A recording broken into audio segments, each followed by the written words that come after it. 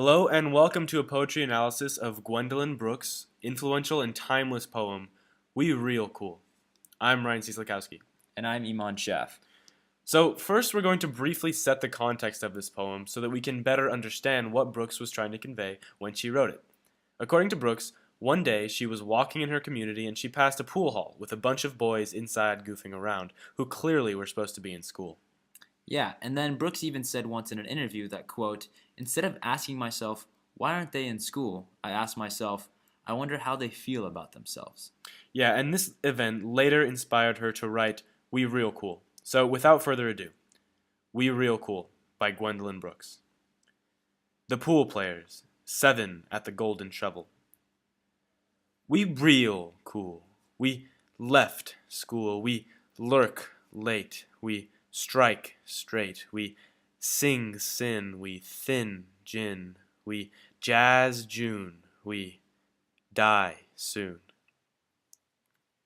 Clearly, this is a poem about the general topic of mischievous youths who skip school, stay out late, drink, sin, and die early. Right, but in order to convey this meaning, much more goes into it than simply the words and the backstory. Gwendolyn Brooks uses a very specific meter when reciting her poem. We're going to examine these 4 lines in order to explain Brooks's meter. We real cool. We left school. We lurk late. We strike straight. So when analyzing the meter of poetry, X's are often used to denote emphasized syllables, and slashes are used for those that aren't. Right. In poetry, the unemphasized syllables seem to almost tag along to, or follow the emphasized syllables.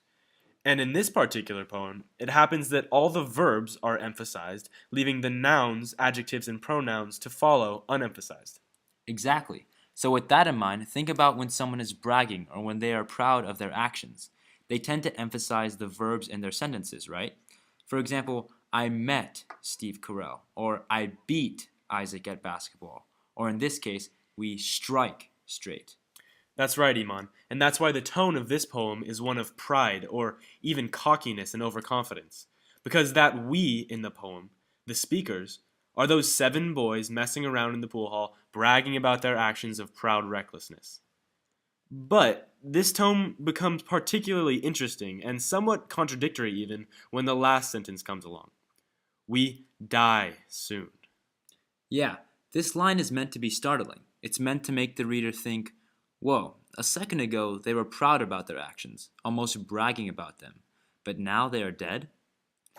Brooks implements this abrupt ending to what was seeming to be a prideful poem in order to convey how unproductive and even dangerous it is for those boys to be living life both recklessly and with complete apathy about education.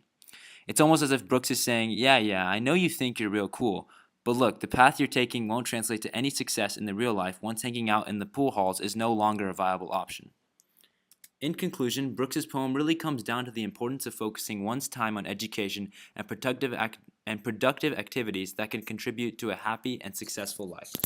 Thanks for watching, guys. We hope you enjoyed.